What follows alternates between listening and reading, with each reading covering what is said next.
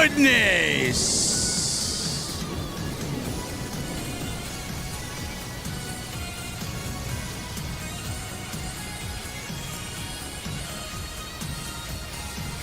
Man, did Tony fumble another one, huh?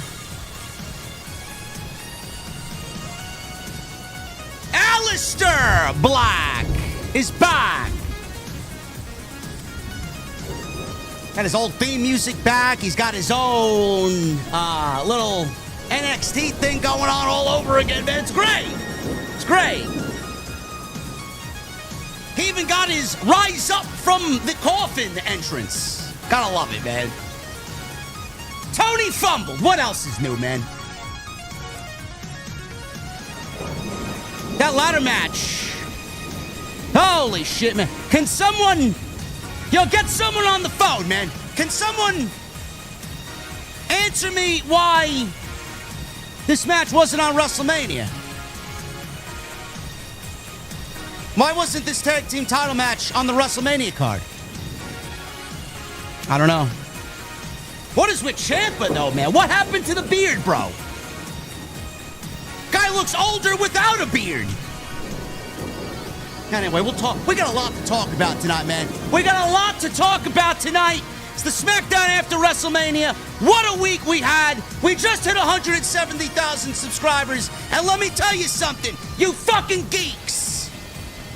This just isn't an intro, man. This is the real fucking thing. I'm going to the venue. We got our cold beverages, and on this Friday night, I want to know, what the fuck are you guys drinking? I'll see you over there.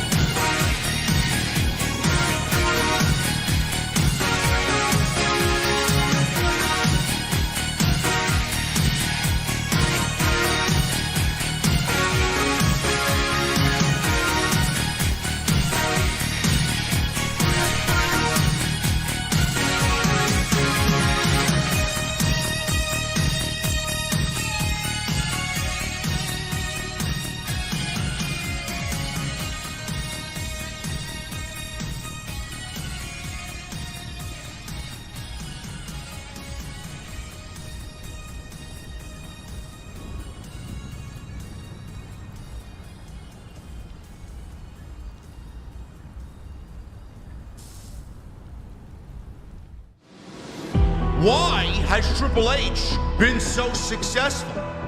Why is Triple H running WWE better than Vince McMahon and Bruce Pritchard on Monday and Friday night? Long-term booking.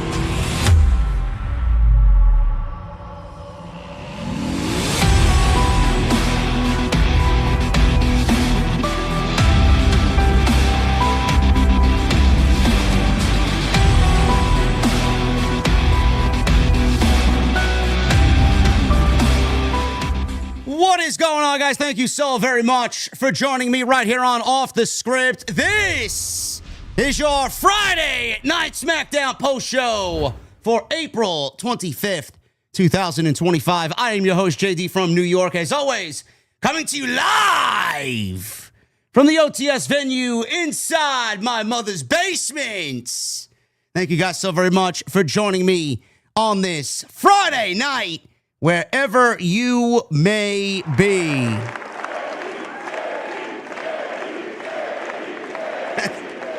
listen, man. Thank you. I appreciate it, man. Thank you guys very much for joining me on this Friday night. SmackDown tonight. I wasn't really expecting much because, honestly, SmackDown is the weakest of the WWE shows. It's the one that doesn't really elicit much of the excitement. Monday Night Raw is obviously the A show on Netflix. Even NXT is producing unpredictable, just random television that gets people excited on a Tuesday night. SmackDown has been not too exciting at all. WrestleMania, usually what happens after WrestleMania sets the tone for what's to come in the spring and summer months. I didn't really get that feel from SmackDown tonight, being that we have Backlash in about 2 weeks. But all in all, I think WWE did a very good job of building towards their next PLE, which is in St. Louis on May 10th. Backlash. The word around the streets is tonight, everybody is talking about the ladder match. TLC with the Street Profits, Motor City Machine Guns, and DIY. Johnny Gargano and a beardless Tommaso Ciampa. I don't know what happened, man. Apparently he had some sort of injury that needed staples, I believe. And that's the reason why he shaved his beard. He looks older without a beard. I very much would prefer him to be wrestling with a beard, man. He doesn't look like Ciampa, in my honest opinion. Beard or no beard, all 6 of those guys absolutely fucking killed it tonight. And they absolutely blew everybody away in a main event that was probably one of the best SmackDown main events in fucking forever, man. I can't even go back and tell you when the last SmackDown main event was that was as good as that. They fucking killed it. And clearly everybody is asking, well, why wasn't this JD from NY 206? Why wasn't this on the WrestleMania card, man? I don't know. I don't know, fellow geek online. I don't know. But I asked the same thing. Why wasn't this match on the WrestleMania card? Because if it was, it probably would have been the third best match on the entire show across 2 evenings. The only thing I could possibly think of is WWE did not want to overload everybody with the multi-person matches, even though we had one in the main event for night one. We had one opening night two. We had a fatal four-way for the Intercontinental Championship. What difference does it make if we added another one?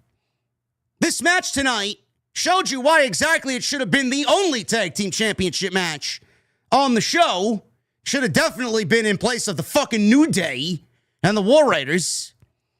And it would have been a match that gave a lackluster WrestleMania a little bit more shine when people go back and kind of assess the entire weekend. Great match. We'll go over exactly the breakdown of what happened in the match. The Street Profits retain the tag team championships. Hopefully this is the end of the tension and the drama between the Street Profits, DIY, and the Motor City Machine Guns. Now the Profits could have new teams to look forward to, or a new team who debuted tonight in the way of Axiom and Nathan Frazier, Fraxium. They are now on Friday Night SmackDown, the best tag team probably in all of pro wrestling, and they are coming to Friday nights. They beat Los Garza tonight in their debut match. So we'll definitely talk about that. Tag team title match, TLC, awesome. There was a spot, if you guys were watching tonight, where there was a prosthetic leg that was taken from the audience and used as a weapon. The Profits took a prosthetic leg from someone in the front row. If you guys aren't aware, because I'm a lot older than you, and some of you may be too young to even remember, there was a In Your House pay-per-view with Shawn Michaels. By the way, Montez came out dressed as Shawn Michaels tonight in Texas, so, I mean, it's quite fitting that they pulled that type of spot tonight. There was an In Your House pay-per-view right before Kevin Nash went to WCW. Diesel went to WCW as Kevin Nash. There was an In Your House pay-per-view called Good Friends, Better Enemies, where Shawn Michaels defended the WWF Championship against Diesel in the main event. Probably one of the best main events that Shawn Michaels has ever had in his entire career, and the best match between Shawn Michaels and Kevin Nash one-on-one. There was a spot in that match where Kevin Nash pulled Mad Dog Vachon's leg off in the front row and used his prosthetic leg as a weapon on Shawn Michaels. I am a betting man, and I'm going to say that Triple H took a page out of that playbook tonight. If you guys are too young to remember, that is exactly where that spot came from. So I know some of my history. I'm not quite the historian like others, but that one really stuck out to me. That was pretty cool. And the Profits won a tremendous main event that should have absolutely been on the WrestleMania card, at least on night 1 or night 2. Randy Orton and John Cena, it is official. The WWE Championship will be on the line at Backlash in St. Louis. They had a tremendous back and forth tonight where they got personal, and it was more of the same from John Cena. He's going to ruin pro wrestling. Randy Orton put his own little twist on it, asking John Cena why. Why is he doing what he's doing? They got personal. This was a tremendous face-to-face. There's no better two on the mic than Randy Orton. Well, Randy Orton's not better than John Cena, but when Randy Orton's a part of something, it always feels important. Randy Orton and John Cena. Tremendous. And then the bell rings on May 10th. I think we have already peaked with this storyline, folks. We'll get into what they said tonight on Friday Night SmackDown. Alistair Black is back in the WWE. He was, fortunately, not deaf-rebelled. He was fortunately not deaf-rebelled, and that is a tremendous. That's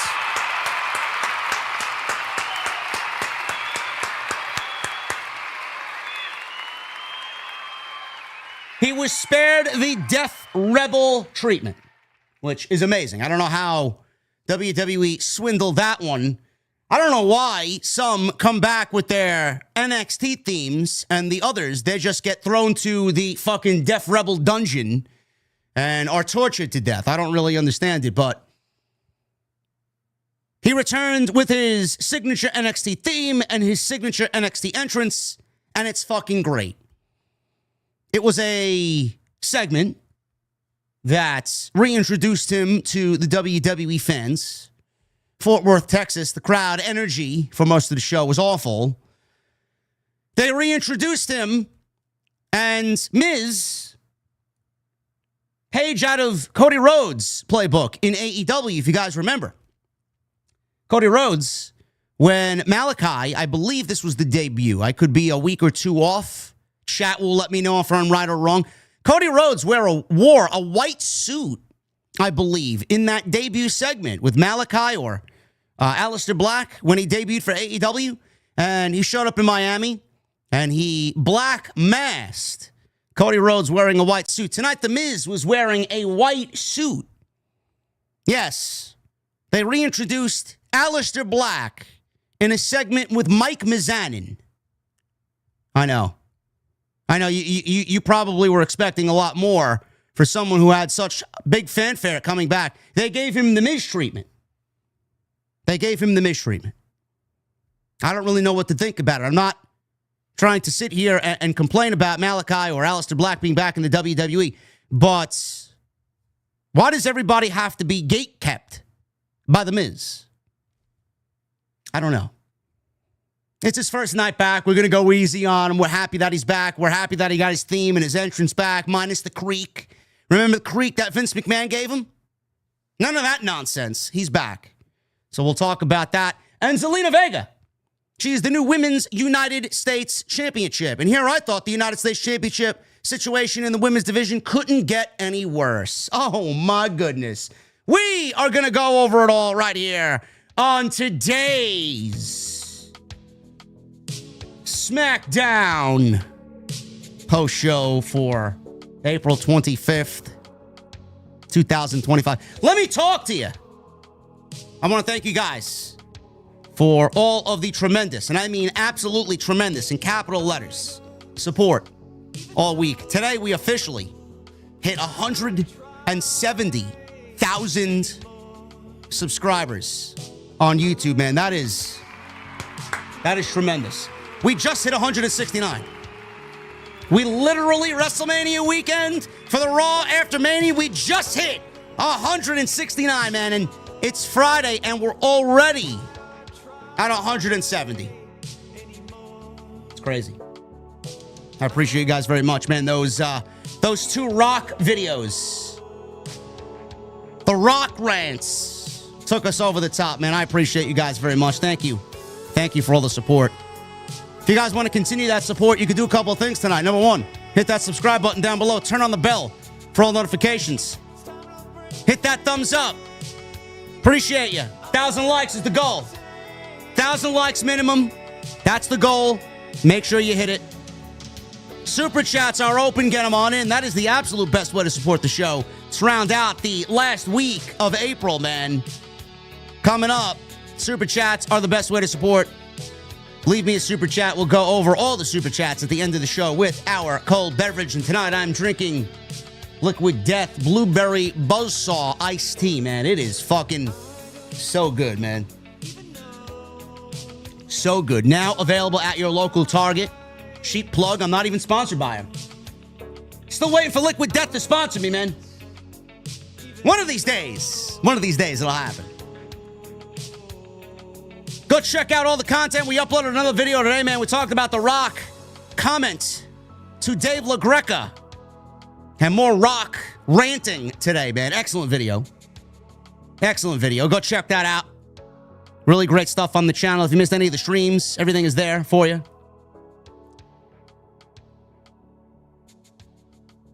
What else do we got? Anything? T-shirts, merch, hoodies. Link is down below in the description. Go get your new hoodie. It's available now. Link is in the description. Tonight we're sponsored by ZBiotics, zbiotics.com. Make sure you guys go and get yours today. Use our unique link to save 15% off. And that is all I got for you, man. Appreciate you. And yes, as usual, follow me on social media at JDfromNY. 20Switch. The Nintendo Switch, guys, I have not acquired a Nintendo Switch 2. I failed. My last chance was GameStop at 11 a.m. yesterday morning. The fucking site crashed at 10:59. Could not get my hands on one. I'm going to have to wait. My luck with the PlayStation 4 and the PlayStation 5 was tremendous. The Nintendo Switch, not so lucky, man. So if you guys got the hookup, let me know if I can get my hands early on a Nintendo Switch 2. And Mario Kart, by the way. I'm working on something to bring Mario Kart Mondays back. We're gonna have fun with that.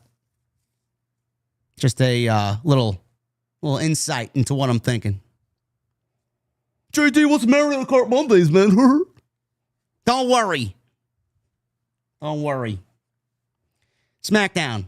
Let's worry about SmackDown. John Cena and Randy Orton. John Cena opens the show. And this was definitely a little bit more. I mean, they have to. It's 2 weeks before Backlash. This was definitely a little bit more focused on Randy Orton. They didn't have time to waste on John Cena shitting on the fans. So he shit on the fans. He shit on the kids. Fuck your kids, says John Cena. And he also got time to kind of stick it to Randy Orton a little bit. Cena held up his title. Crowd booed.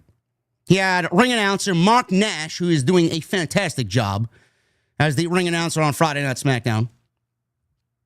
He had Mark Nash come into the ring, and he gave again, just like he did on Monday, Mark Nash a piece of paper to read because his original introduction was unacceptable. So, crowd went crazy with, let's go Cena, Cena sucks chants. This was the hottest the crowd was all night up until the main event. Nash said he apologized for being disrespectful and reintroduced John Cena as the greatest of all time, amongst other things. And Nash yelled Cena's name. Most of the crowd cheered for John Cena when he did. Cena raised the microphone to speak, and all of a sudden, before Cena said anything, Randy Orton comes out. Randy Orton's music played. Fans are singing. He enters the ring. He was given a microphone. Fans are chanting, Randy, Randy. Crowd was hot here. Orton said in a couple of months, it will be 25 years to the day he and John Cena first shook hands. Orton said he's known John Cena for 25 years, and up until a few months ago, Cena had never changed. Orton recalled how hustle, loyalty, and respect was Cena's mantra for living every day of his life. He said there is a void in John Cena, and he had been thinking about all the fans and kids that looked up to Cena for so long. Orton said Cena and everything he did, generations and generations of kids looked up to John Cena, and that should mean something to him. He then referenced Cena's history with the Make-A-Wish Foundation. He then said Cena couldn't tell him all those children were just a number, and as such, Orton has figured out how to fill Cena's empty void. Cena needs to have kids. So Randy Orton has been listening to everything that John Cena has been saying about the fans. Majority of Cena's fan base are young kids, young children. So Randy Orton, in a very smart manner, took what John Cena has been saying in the build with Cody Rhodes, as he's put down the fans more so than he's put down Cody Rhodes. He's taken what John Cena has said about the fans and has referenced this here tonight. And the empty void that John Cena has is because he doesn't have children. If he did, he wouldn't be speaking to the audience and the kids in the manner that he has been speaking to them over the course of the last 6 weeks. Orton said Cena needs to become a father. He basically needs to become Christian Cage. That's what he needs to do. And grow up, because it will make Cena a better human being. Cena starts to smile, and he replies with, "How dare you?" Cena then asked Orton how he could parent shame John Cena in front of the entire world. "Congratulations, Randy Orton. You have children, and you love them. Good for you." Cena said the real reason he doesn't have kids is because he spent the last 25 raising everybody else's kids. Cena said the real truth is that for the last 25 years, he has been a better parent to everyone's children than the parents to their own children have ever been. Cena pointed out a 6-year-old in the audience, and he gave him a finger. He gave him the middle finger and called it classy. So the kid gave John Cena the middle finger, and John Cena said, "Classy. Very classy. I find it to be actually very good, man. If I had kids, I'd teach the kid to do the same thing." Wave it proud, bro. Wave it proud. Cena says he has been policing brats like this kid for a quarter of a century. Cena told the kid to never bring a knife to a gunfight. He then followed that up with, "I bet your loser father didn't teach you that one." Orton then comes back and said, the fans are the reason Cena is in the ring and the reason Cena made it to Hollywood. Orton said without the WWE Universe, there would be no WWE, and the fans are the biggest reason Cena is still around.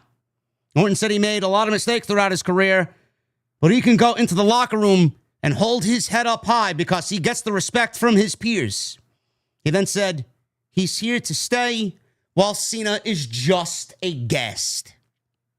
Meaning that Orton just signed a nice, cozy 5-year contract, so he's going to be here for a very long time. And John Cena's in his retirement year, and come December, he is going goodbye forever. Cena said he used to believe Orton's perspective in that without the fans, there would be no WWE. He said he used to think everyone won together, but wasn't everyone. It was only Cena who won.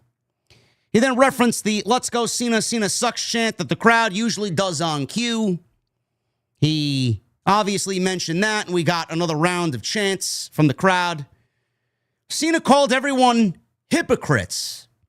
He then said once they get tired of Cena, they can put their energy into any other superstar, but if the roles are reversed, he's labeled an outcast. Because of all of this, Cena said his relationship with the fans is not functional. He said the fans are manipulating the truth and called out someone else in the crowd for dressing like movie star Jack Black. Cena said he is labeled an outcast and guest for simply trying to do something different. Orton responded by saying he was so stupid for thinking he could go out there and Cena would listen to what Orton had to say. He noted how he is part of one of wrestling's royal families. Orton said wrestling will provide for him and his family until he's 6 feet in the ground. He went on, and Cena stopped him and told Orton, "Shut your mouth." He then said to Orton that he doesn't understand. Cena has already won 17, and Orton has won 14. Cena goes on to say after he takes the belt home with him, Orton will be frozen forever at number 14. Cena called Orton a babbling moron. He then said he's going to erase 3 generations of Orton's family. Orton started to get angry, because now it's getting personal, and demanded Cena put up his championship on the line right here, right now, and obviously Fort Worth, Texas, because they were boring tonight. They obviously liked this comment. Cena held up his title and said, no. Like so many times I've done over the last 25 years, Cena is doing this to save Orton's ass. I will not defend the championship tonight. There will be a match, but it's not happening here. Cena said it should happen at Backlash, because Backlash is in St. Louis, and Orton is from St. Louis. So Orton can spend the entire day with his family before the match. He then said he will need Orton at his best, and at Backlash, when Orton fails, Orton will have no excuses. Cena told everyone to look at Cena because that's what the real last WWE champion will look like. Cena held up the title and said that was as close as Orton would ever get to the championship. Threw the title at Orton. Cena then punched Orton. Orton went down. Cena started to stomp on Orton, and he was about to hit Orton with the belt. Orton ducked and gave John Cena another RKO, just like he did on Monday Night Raw. Orton grabbed the title, held it over his head while posing on the second rope, and that is the way the segment came to a close. This was excellent. It's back and forth between Orton and John Cena was excellent. It got personal. The interactions between them have always been good. John Cena once again put a stamp on what he is going to do during this heel run. And it starts with Orton and his family's legacy.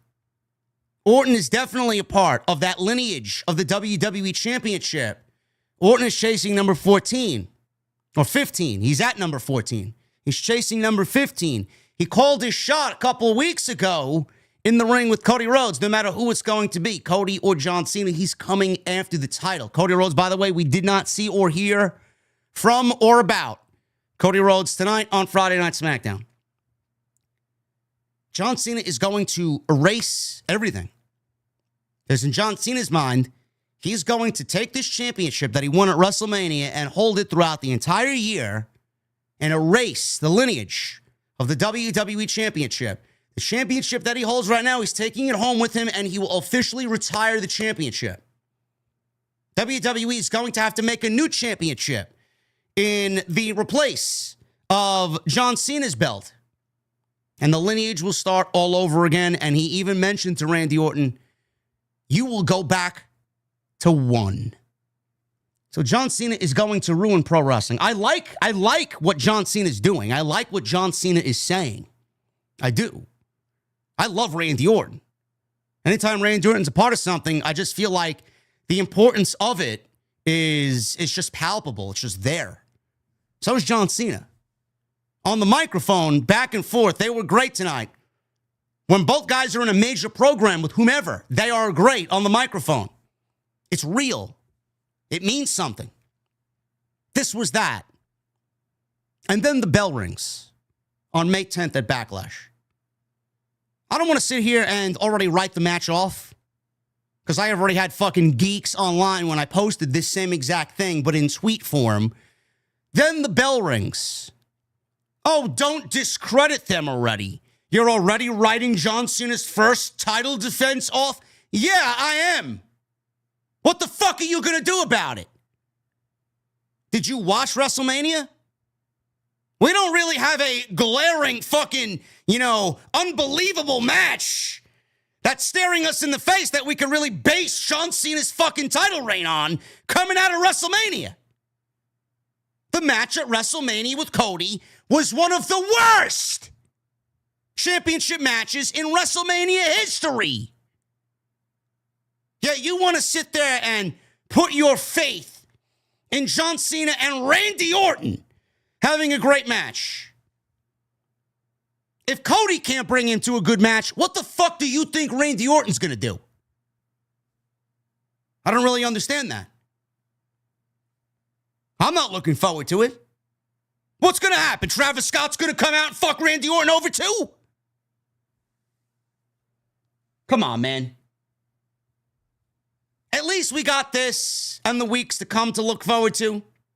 And then, like I said, the bell rings. And unfortunately, we'll have to sit through another 25 minutes of Randy Orton and John Cena in 2025, as if their fucking last matches were anything to cry home about. It is weird, though, to see John Cena in 2025, a heel, and Randy Orton in 2025, a babyface. And they are opposing each other in the opposite roles. It's kind of fun. Definitely offers a different dynamic. This was great. I thought this promo, this segment, this face-to-face, it was great. Not looking forward to the match yet. Hopefully they prove me wrong. Hopefully they prove me wrong. I am not writing them off yet. I am simply just basing my opinion off what we just saw on Sunday night. And if Sunday night is any indication about what we are expecting from John Cena, I am not expecting anything on May 10th in St. Louis. Proceed with caution. It is not just a catchphrase from the lovely Naomi. Why are we going to add stipulations? Zero Kaiba says, would it be more interesting as a new DQ match? Are we just going to hide John Cena's title reign behind smoke and mirrors? I don't want to see that. No. If the match called for it, then maybe. But we're not just going to add a stipulation because we need to compensate for John Cena's lack of. For Axiom, they are debuting on Friday Night SmackDown, Nathan Fraizer and Axiom. They make up the best tag team in all of pro wrestling. And that is for Axiom against Los Garza, Berto, and Angel. This was good. This was very good. Went only 9 minutes. I could have watched it go another 9. That's how good it was. Los Garza, Berto, and Angel are great. Very fluid tag team. I wish that WWE would put more stock and more effort, more character into who they are. They are a great tag team. What we need are teams, and we need teams that are going to make themselves stand out. Everybody feels the same. Everybody feels the same. If they gave Los Garza some TV time to sell us on who they are, man, would that go a long way. All I know them as they're Santos's lackeys, henchmen, background players. Angel Garza's got a great personality, and Berto is great in the ring. You mix them together and give them some fucking time to let the fans find some time to invest. There's a great fucking tag team there. For Axiom, they stand out. Look at them. They're different. They're dynamic. They're quick. They wow and dazzle you. Great fucking tag team, and this was a very good match. Axiom started the match with Humberto. And he hit a drop kick before Fraizer tagged in. Kicks Berto in the head. Angel comes on in. finds himself outside on the side of the commentary desk. Fraizer and Axiom hit big dual dives. Axiom followed up with a big moonsault onto Berto and Angel. We go back inside. Axiom tagged in, worked a headlock on Berto. Axiom ran the ropes. Angel held up the rope, so Axiom fell through and out to the floor on the outside. Angel ripped his pants off right ahead of a commercial break. Show comes back. Humberto was working over Axiom until Axiom kicked Angel and got the hot tag to Nathan Fraizer. Obviously, very quick. His speed and agility on display here. Hits the ropes, hits a big elbow. Sling blade on Berto. He then followed up with a running moonsault for a 2 count. Berto kicked Fraizer, tagged in Angel, who kicked Fraizer as he attempted a springboard moonsault from the second rope. Berto tagged in, and Los Garza wants a finish off the second rope. That big power scoop slam off the second rope. Axiom broke up their attempt, and they finished the move, but Axiom broke it up to a chant of "This is awesome." He then tags back in, does Axiom. They traded blows. Him and Angel did. Angel went to the top, but Axiom cut him off. Fraizer tagged himself in. Axiom hits a beautiful Spanish fly off the top rope, while Fraizer hits a beautiful Phoenix splash for the 1, 2, 3. Crowd was big time into this. They are going to get over very quickly if they are allowed to go out there and do exactly what they did here tonight. And Fraxium gets the win in their debut, and they beat Los Garza in the opening match of Friday Night SmackDown. I know a lot of people are excited to see them on Friday night. Honestly, this should not be the only tag team that WWE... They need to do something, and I don't know what that something is. I still don't really find both of these divisions to be substantial enough to call them divisions. SmackDown's division is a lot better off than Monday Night's division. So I know one of the opinions online is that they probably would have fit better on the Raw tag team division on Monday because they need more tag teams than Friday Night does. But Friday Night's been operating with the same tag teams for a while now. It is very stale on both shows. Axiom is going to be that shot of adrenaline on Friday night that this division needs. Who they go up against next, I don't know. I mean, take your pick. Axiom or Fraxium against the Profits, going to be a banger. Fraxium versus DIY, going to be a banger. Fraxium versus the Machine Guns, going to be a banger. So it's going to be interesting to see what WWE does with them. There's not much in the way of competition. They'll probably end up blowing through all these teams pretty quickly. But they need to do something. You know, a fix for the tag team division. I've talked about this for years now.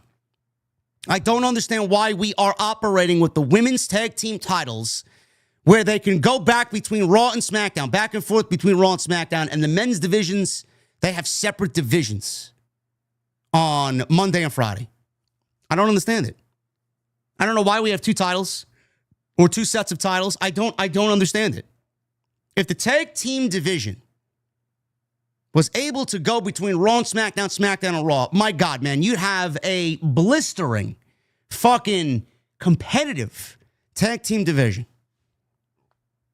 I understand that they're operating under a draft with separate rosters, but if there's a bending of those rules that you should be doing, it is tag teams should float back and forth between both shows because simply there isn't enough to call them a division to have 2 divisions on both shows. I say this all the time. And you called up one team. What is one team going to do? Now, again, we don't know what the plans are. Miro just showed up on Monday night. I said the best thing for Miro, instead of going single, is to pair him in a tag team with Sheamus. I said this for weeks now. That's the best use of Miro or Rusev. Some weird conglomeration of both of those guys. A take on what Sheamus did with Claudio or Cesaro in the bar. The League of Nations kind of coming together again. 2/4 of the League of Nations. I think that'd be fucking cool. Honestly. We got to do something to fix that division. Because you're gonna have a team like Fraxium who's going to be wowing and dazzling the crowd for a few weeks, and then what? They will have already run through most of the tag teams that you have on Friday night. We need competition. We need more teams. Right now, WWE is sitting with not a very competitive tag team division on both Raw and SmackDown. Tiffany Stratton. She beat Charlotte Flair on Saturday night. It got 1.5 stars from Dave Meltzer for his official star rating for WrestleMania weekend. Appropriate and fitting. 1.5 stars. The match was fucking awful. Something I will probably never go back and watch ever again. That's sad. That's sad. It is in that bin. The main event of night 2 is also in that bin too. I will never go back and watch Cody Rhodes and John Cena. Imagine that. John Cena's number 17 title win. I will never go back and watch ever again. It's just there. It's just there. Thanks, Dwayne. Thanks, Dwayne. Appreciate you, bro. Tiffany Stratton and Charlotte are the same thing. So Tiffany's out there. She's in her wrestling gear. She started by asking the crowd, what time is it? And everybody obviously yelled, Tiffy time. Stratton said she went toe-to-toe with one of the greatest of all time, Charlotte Flair, who was not on the show tonight, thank God. Stratton said in the end, she prevailed, and she's still the WWE Women's Champion. She said she was always told she was the next Charlotte Flair, but that was wrong because there is only one Tiffany Stratton. All of a sudden, Jade Cargill's music hit. And this guy right here, the guy that's speaking into the microphone right now, groaned so loudly that I woke up my cat who was laying right next to me. I said, oh no. Oh no, Freddie. We have Jade Cargill already eyeing the women's champion after winning against Naomi at WrestleMania. She unfortunately was also in her wrestling gear. And she had a microphone in her hand. I did a double uh-oh. Cargill needs to go back to the promo class at the Performance Center like tomorrow. How quick is a flight from Fort Worthless to Orlando? Is Jade fucking awful or is Jade fucking awful on a microphone? Holy shit. Can you sound any more manufactured and robotic? This woman walks out and legitimately 15 seconds before she walks out there, she's memorizing her lines to go out there and sound natural. If this woman wants any part of Hollywood after she retires from being a pro wrestler, this is not a good start. Cargill said she was there to give credit where credit was due. She said Tiffany's match with Charlotte created a bigger target on Tiffany's back. Since her business is over with Naomi, Cargill said she has nothing but time. And Cargill said it was time for everyone to see how she got to WWE, and she is going to become a champion. Cargill told Tiffany that just because she beat Charlotte doesn't mean she's the best. Well, I mean, that's what we were slated to believe, that Charlotte was the best. She's the queen. She's the top woman, the top girl, right? Is what she said in WWE. So Tiffany beat the top girl. So I guess that means Tiffany is the top girl, which means she's the best. Or am I confused here? I think Jade was the one confused. In order to be the best, Cargill said Tiffany had to beat Jade. Sure. Tiffany said that's fine. And if she'd want to wrestle tonight, let's find out who's the best. Referee ran down, and we got a match, impromptu, made right here on Friday Night SmackDown. I looked over at Freddie, who was laying on the couch next to me as I sipped my latte, and I moaned and groaned again because we were getting not only a Jade Cargill appearance, a Jade Cargill promo, but now a Jade Cargill match against the WWE Women's Champion. It's rough. It's a rough first hour of Friday Night SmackDown, folks. We just got done watching Axiom, and now I have to sit down and watch this.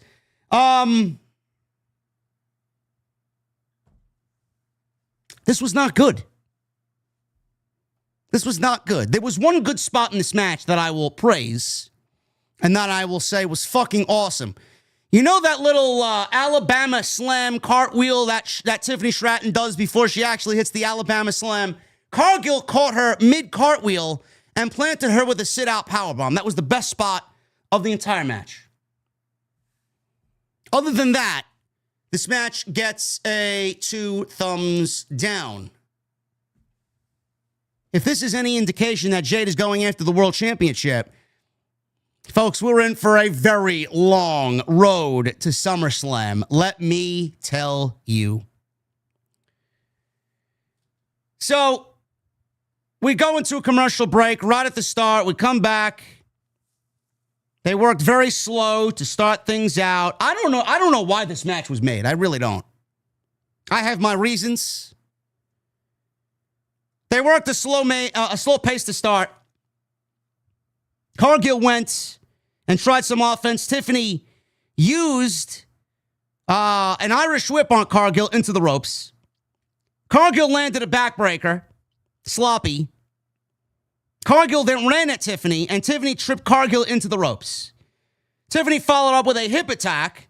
Cargill came right back with a spine buster, sloppy, for a 2 count. Cargill then slammed Tiffany again, but it was only good for a 1.5. Tiffany hit a spine buster of her own, sloppy, for a 2 count. She then hits her gymnastics springboard elbow in the corner. She then executed a second one and goes for another cover and gets a 2 count. So we go back into another commercial break, and we come back from the second commercial break. Tiffany hits a rolling senton. Tiffany went for the prettiest moonsault ever. She stumbled on the second rope. She tried it again. She went up top. She does the moonsault. Cargill at this point moved out of the way. Cargill caught Tiffany after and hit a beautiful sit-out powerbomb in the middle of a cartwheel. She does the cartwheel before the Alabama Slam. Cargill caught her, and it looked great. It looked great. She looked very pleased with her, move. She planted her very nicely. Crowd popped big for it. It looked great. So Cargill went for a big splash. Tiffany moved and did the gymnastics routine again. Cargill caught her this time. She hit it the first time, but Cargill caught her this time. Tiffany fights back, and she gets a basement drop kick on Jade for a 2 count. They go to the top. Cargill cut her off, landed a big superplex from the top rope. That also looked good. Both wrestlers now are double down. Tiffany rolled to the apron, and Naomi ran out dressed as yellow caution tape all over. She ran out and attacked Cargill to cause a disqualification. Naomi ran out there and mounted Jade Cargill in what was the worst ground and pound I have ever witnessed in my entire life. I swear to God, it didn't even look like Naomi was throwing punches at one point. It legitimately looked like Naomi was convulsing and having a stroke on top of Jade Cargill. I don't know what it was, but it was more like, I don't know what that was. As my headphones are coming off here, I don't know what that was. I don't know. I don't know. I don't know what you call that. What do you call that, folks? What do you call that? What do you call that? Looks like she was flopping around like a fucking fish at Pike's Place Fish Market in Seattle. What the fuck? What is she doing? The fuck do you call that? Naomi's not supposed to be doing that, man. Naomi's better than that. What is that? So she's flapping in the wings like she's going flying with Lyra.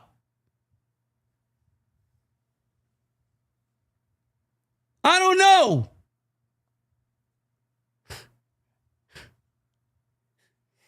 Easy in Easy in the chat says, I know Big Jim was like, do that to me. Oh my goodness, man. I don't know, man. This looked bad. Not only did we get a bad match, but we got whatever the fuck that was. I don't know. So Naomi calls the disqualification. Tiffany returns to the ring. Naomi rolled out of the ring. And then all of a sudden, Nia Jax! As if this could not get any worse. Nia Jax is out there. She attacked Tiffany from behind and started manhandling Tiffany Stratton. Jax landed the leg drop. Crowd wanted another one. Nia Jax dragged Tiffany to the corner and hit the Annihilator on Tiffany Stratton. Awful. Nia Jax held up the title to end this segment. Folks, I get that WWE's got a aptly named pay-per-view called Backlash. That doesn't mean we got to go back to fucking October and relive something I don't really want to see again. You mean to tell me that Tiffany Stratton and Nia Jax is the direction that you're going into Backlash coming out of WrestleMania? Because clearly they're not done with Jade Cargill and Naomi. What are we doing here, folks? What are we doing here? Do any of you have any interest in Nia Jax going after the Women's World Championship again against Tiffany Stratton? I know I don't. I will take my pass and move on to the next. Seriously. Everything about this was awful. Everything about this was fucking awful. I don't know why they put Tiffany Stratton out there in this lose-lose situation. Why did they book her and Jade Cargill together? Listen, the match with Charlotte was awful. Charlotte did no favors to Tiffany whatsoever. The only thing I could muster up as far as an explanation as to why this match was made, I wonder if this was a test. I wonder if this was a test from WWE to Tiffany Stratton, testing her to see how good she is, putting her in there with one of the worst women's wrestlers on the entire roster. Okay, you say you're as good as you are and everybody thinks you're as good as you are. Let's see you lead this fucking Jade Cargill to a decent match, and then we'll assess where we're going with the championship after this. Why don't we just give the fucking title to Naomi? That's what I want to know. Why don't we just do Naomi versus Tiffany Stratton? Out of all the combinations that we have here with all four of the women in the ring, that's the one that I would take. Naomi and Tiffany Stratton. Now, I know some geek online is probably saying, oh, well, JD from NY 206, she beat Naomi at WrestleMania, JD from NY 206. Okay. And your point? I don't even give a shit at this point. Tiffany and Naomi, out of all four of these women, is the best combination. Why don't we get Jade and Nia in a match? At least at that point, Nia could lead her to a good David versus Goliath type match. That's what we should be doing, honestly. What the fuck do I know? This was awful. Jade is awful. Every time she's out there, it's like, can you get any more It's like she's... Bro, I don't want to watch wrestling to watch someone who's barely remembering her fucking 5th grade dance recital. It's not good. She don't know what the fuck she's doing. She's dancing around in there like she's fucking confused every second of the match, and she can't sell. She's one of the worst sells in the business, from what I see. There's literally no emotion on her face. Oh, but JD's racist. JD doesn't like Jade Cargill, JD from NY 206.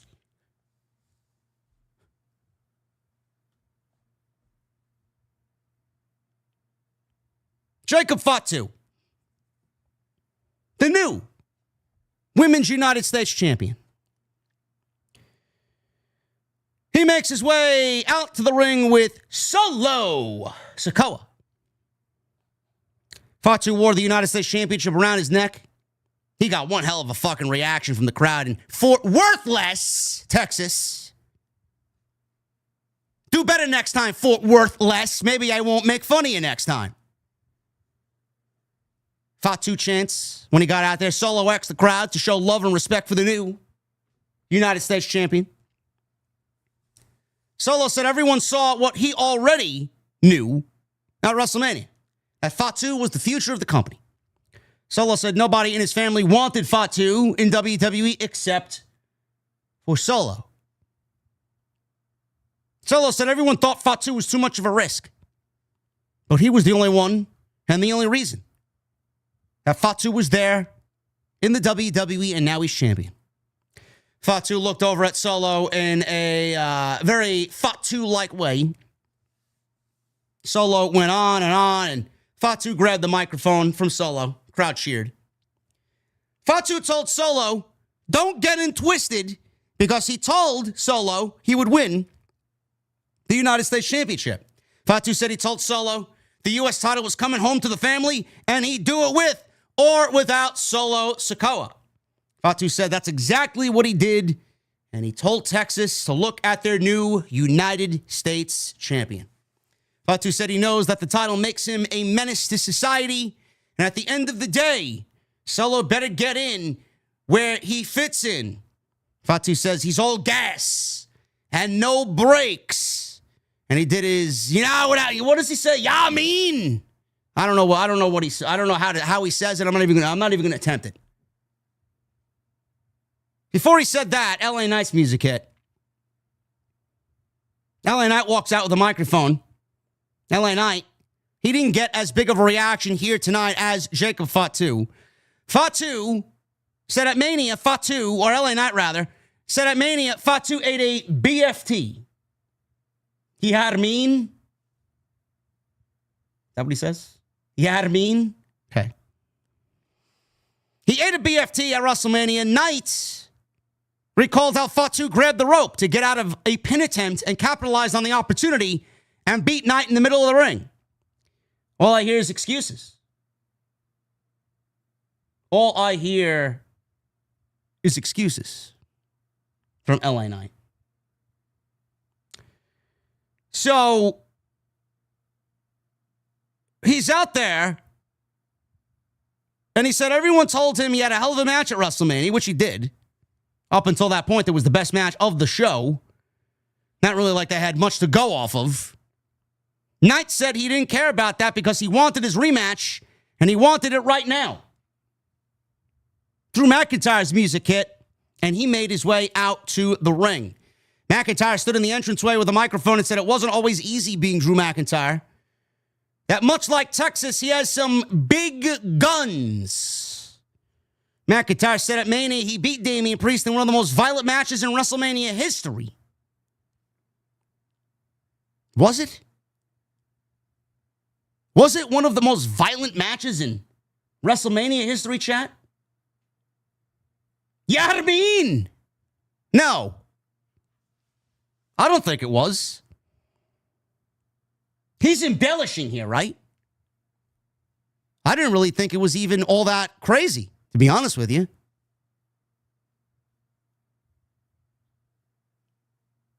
I don't know. McIntyre looked into the camera and thanked Priest for allowing him to embarrass him in front of Priest's family. McIntyre said the next plan was to challenge Cena for the World Championship. Now, that's something I can get behind. But Orton jumped in line. McIntyre wondered if it was Nepo wrestling entertainment. Everybody's go-to joke and go-to line lately the last 3 or 4 weeks is Nepo, baby. Boy, when they stick to a narrative, man, they stick to a fucking narrative, huh? McIntyre says he wants to fight the baddest dog in the yard, Jacob Fatu, as he stepped onto the apron. I have no problems with that whatsoever. McIntyre versus Fatu? Sign me up, bro. Knight, who's laid out on the top rope, lounging around. He mocked McIntyre for speaking, and McIntyre said, Knight always has jokes, But the only joke around here was LA Knight's last United States Championship run. LA Knight said he say McIntyre's last title run was a joke, but he couldn't remember it.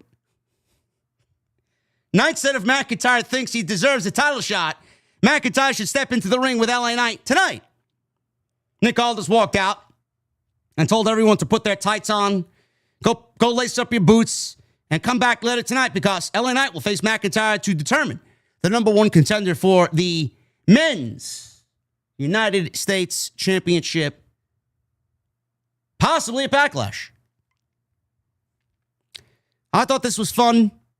And the United States Championship. I don't know what's going on with Solo. Solo cannot be too happy with that comment from Jacob Fatu, so who knows what's going on there. But Jacob Fatu, LA Knight, Drew McIntyre now making a beeline for the United States Championship. I mean, that's a lot better than what we got. I would say so. I thought this was a fun segment. And we got McIntyre versus LA Knight coming up later. You know what I mean? Zelina Vega. She ran into Byron Saxton backstage. And Byron Saxton said Vega could become the new women's United States champion tonight. Vega said tonight she's speechless because she wanted this for so long. Which did she want for so long? The United States Championship or the fact that her husband is back on Friday Night SmackDown after being held in Guantanamo Bay for many months. Vega said in Texas, you go big or you go home. And she'll leave with the United States Championship around her waist. What is with Zelina Vega's theme music? Does anybody have an answer to this question? Why is Zelina Vega's theme music the most uninspiring theme music, maybe in the history of WWE? Seriously. Barry Horowitz had more energy to his theme music than Zelina Vega did. And Barry Horowitz didn't even have a fucking theme song. Why is her theme void of energy? I don't understand it. How could you be in the music business, compose something like that, and then hand it off to somebody and say, here you go, sir or madam, this is our finished product. Here you go, Zelina, this is your new theme song. I could get up off this chair, go sit on the toilet bowl for about 5 minutes, 10 minutes, and I could shit out a better fucking theme song for Zelina Vega. Holy shit. They don't give a fuck about this woman's theme music so much that they gave her the fucking SmackDown theme music as her entrance theme. Ridiculous. She won one-on-one with Chelsea Green for the United States Championship. This went 7 minutes. 7-minute match that had a commercial break in between. It's exactly what I want. Green ran at Vega to start the match. Vega took control. We go to a commercial break early. Alba Fire threw Vega on the outside into the LED board, and Piper Niven followed that up with a senton, all obviously done behind the referee's back because Chelsea Green took the referee and distracted them. We go into a commercial break. The show comes back, and the two women are on the top rope. German suplex from Vega to Green off the middle rope. Vega clothesline Green repeatedly, hits a big spinning back elbow. Vega went to the second rope and landed a Meteora for a 2 count. Alba Fire hopped onto the apron, and Vega hits Alba Fire. Vega comes back, and she turns her attention to Chelsea Green with a backstabber and set up for a 619. Niven tripped up Vega. The referee saw Piper Niven trip up Zelina Vega, and the referee then kicked both Piper Niven and Alba Fire out of the ringside area and to the back.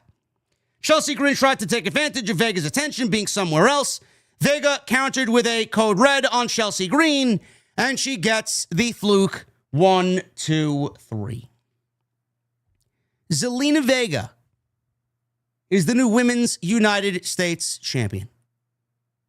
Got a little minor pop here, nothing too crazy. I mean, it's Fort Worthless, Texas, so, I mean, they couldn't be bothered to fucking care about anything outside John Cena, Randy Orton. Does anybody care about this? Genuinely. I mean, if you want the Women's United States Championship to mean something, put it on somebody that actually has some meaning. It went from Chelsea Green in what was a terrible title reign to someone who the crowd barely fucking reacts to because they don't know who the fuck's coming out. Is that Zelina Vega? Is that someone on the active roster? Or is it the fucking SmackDown theme song where they end up going over the fucking match rundown before the fucking show starts? I don't know. Why don't we start making theme music appropriately for the fucking characters that you're making the theme music for?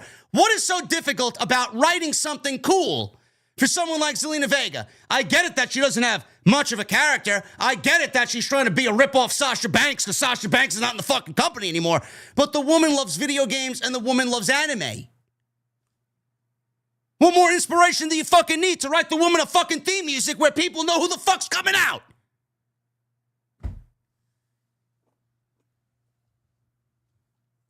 Zelina Vega is the new United States Champion. And the crowd goes worthless. Mello. Carmelo's backstage with The Miz. They're standing in front of the Andre the Giant Memorial Battle Royal Trophy.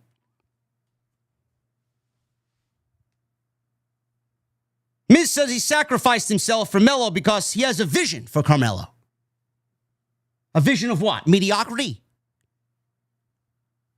Miz then said he presented Mello with the chain that had Andrade's head on it. Mello said the chain represents the chip that is on his shoulder. He says he's larger than life, and he's the 10th wonder of the world. Mello said he is him. Miz said Mello inspired him, and because of that, he's going to make his moment in the ring. I don't know what moment The Miz is going to make. He didn't win the fucking Battle Royal. What moment is he going to make?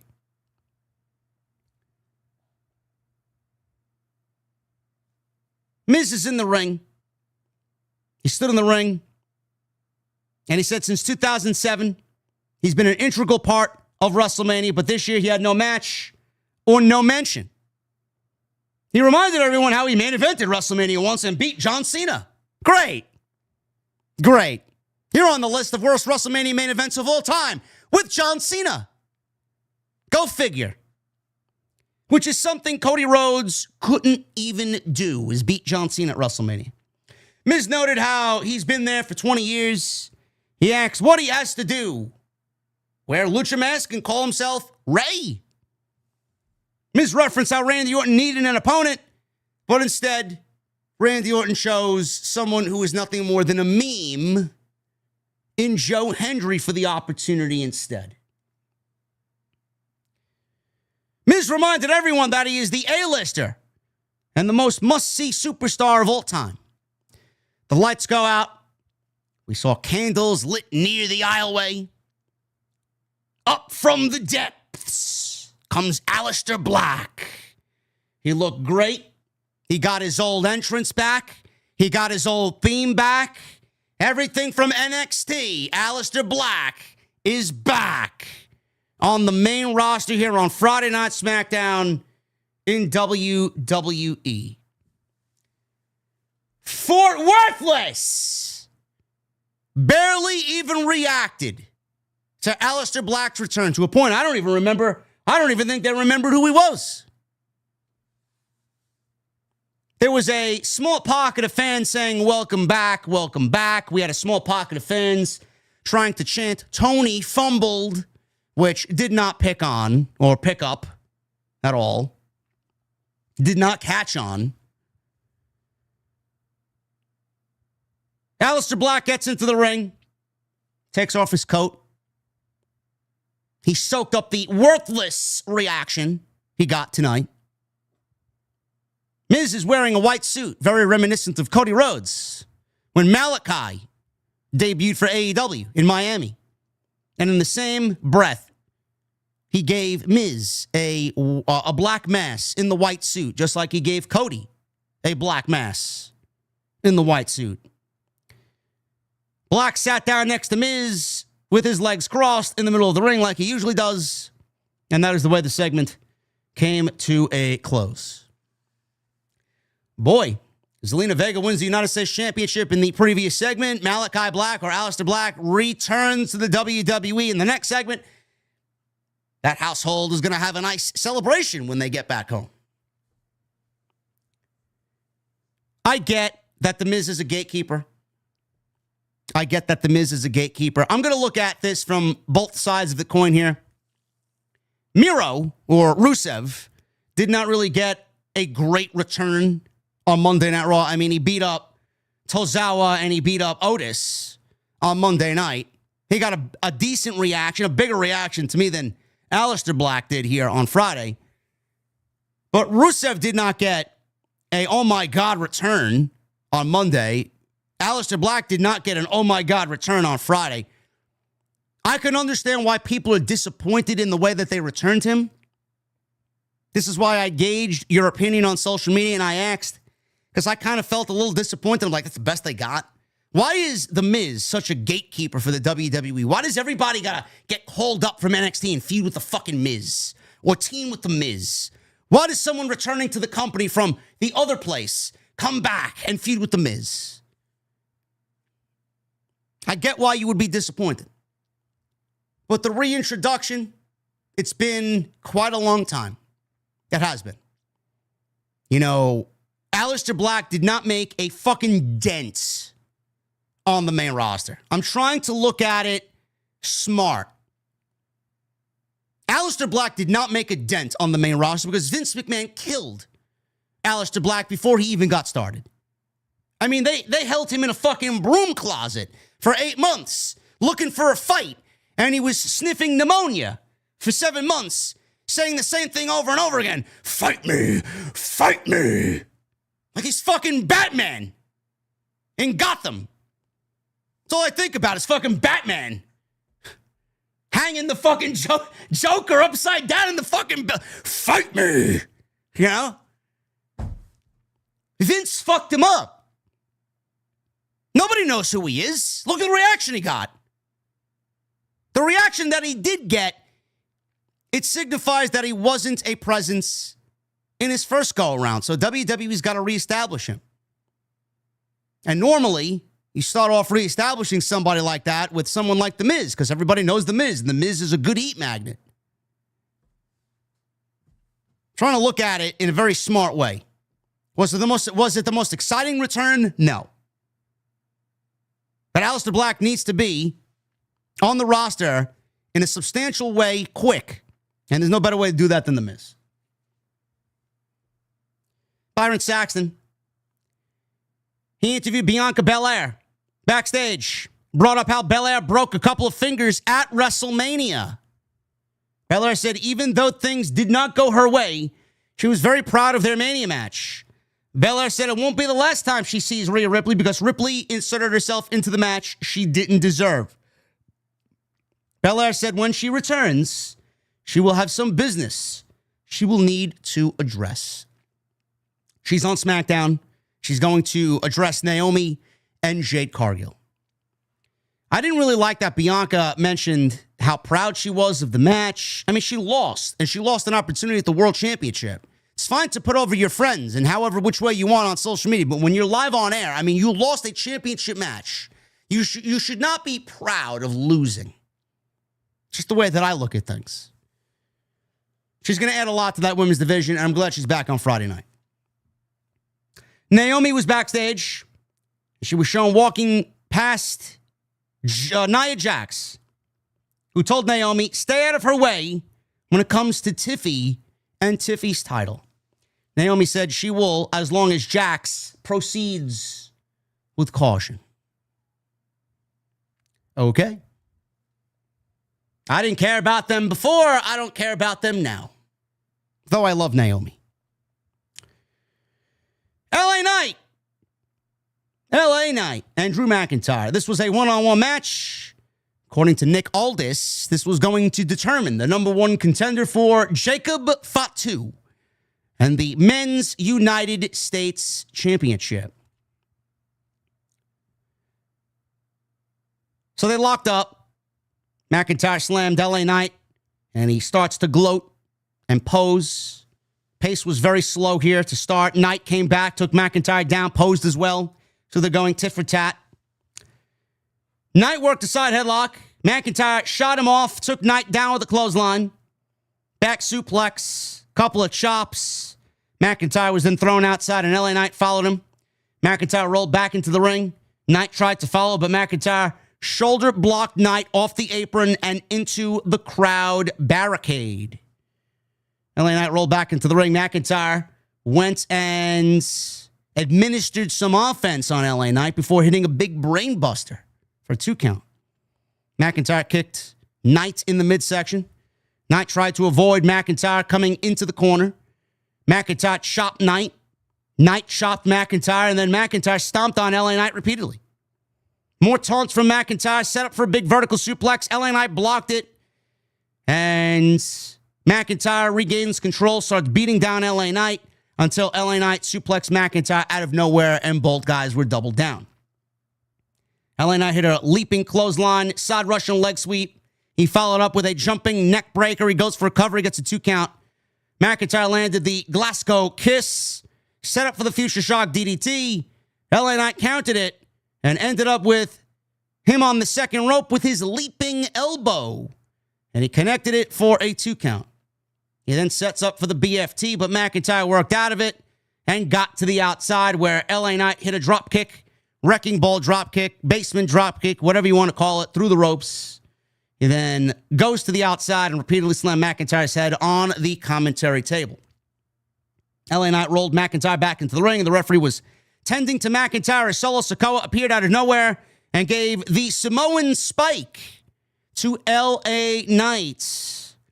Solo rolled Knight back into the ring. McIntyre was very conflicted on what he should do because he wants the United States Championship. He wants Jacob Fatu, but here we have Solo Sikoa helping Drew McIntyre.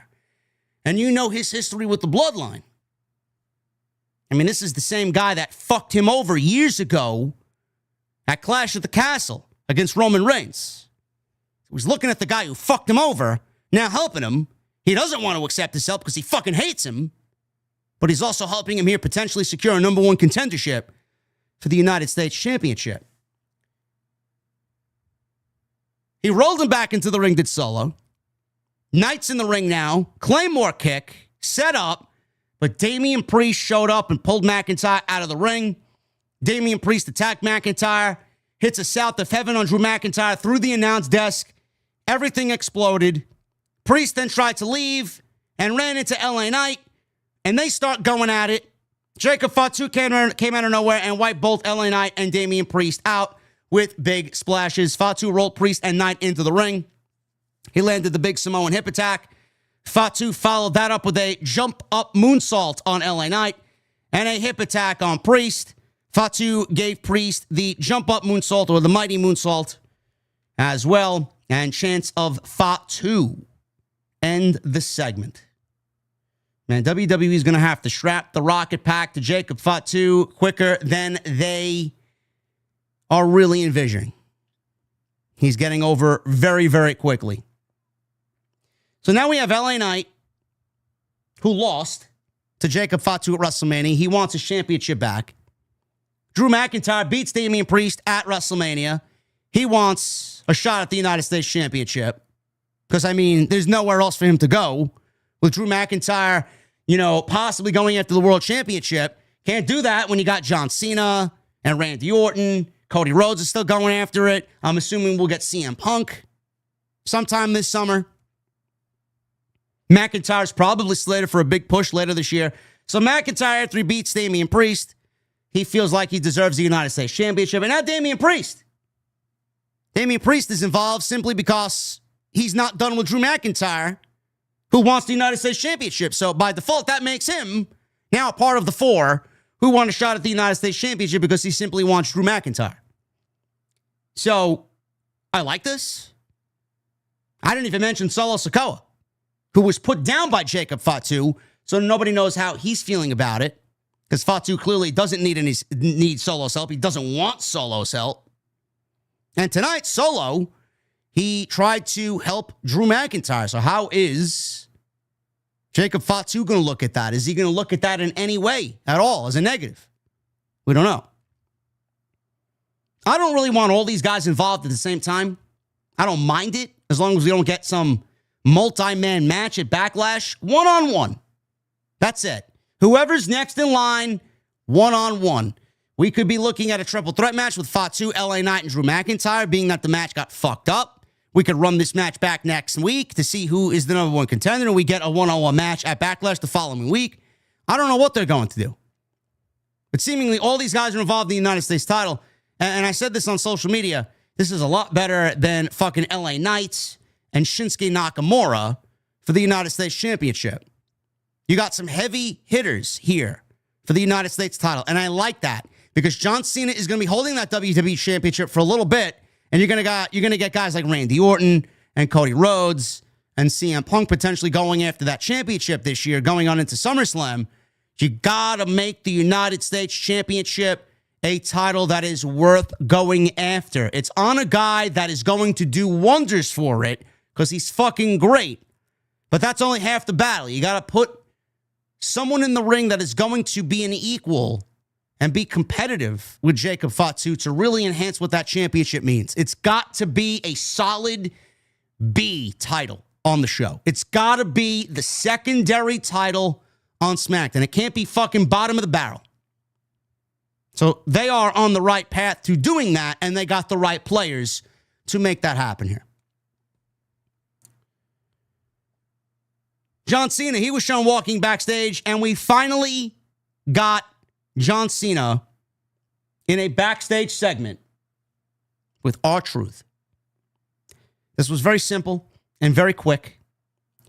He told John Cena, did R-Truth, if he ever needed him, Cena could give him a call.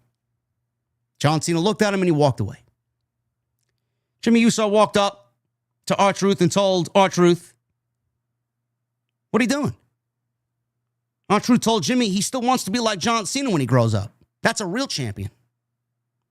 Jimmy yelled, you're already grown up. That's really all the segment was. John Cena didn't beat him down. Maybe it eventually happens, but it was very calm, cool, and collected with John Cena and R-Truth. Next week, Alistair Black will go one-on-one with The Miz, and that is the only match so far announced for next week's 3-hour SmackDown. Gee, I can't wait. Main event, Street Profits. Angelo Dawkins, Montez Ford, DIY, Johnny Gargano, and a beardless Tommaso Ciampa against the Motor City Machine Guns, Alex Shelley and Chris Sabin. TLC, tables, ladders, and chairs. Tag team match for the WWE Tag Team Championships. This was fucking great. I could sit here and say, like everybody else, I immediately thought it.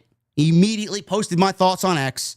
Why wasn't this match on the WrestleMania card? Why wasn't this match on the card outside of the New Day and the War Raiders? Could have easily replaced that on night one. That would have made way too many multi-person matches, but at this point, who cares? WWE had 3 very good, actually 2 great and 1 very good multi-person match at WrestleMania. So what's the big deal if they added another one? Might as well just go all the way. All the other ones exceeded everybody's expectations.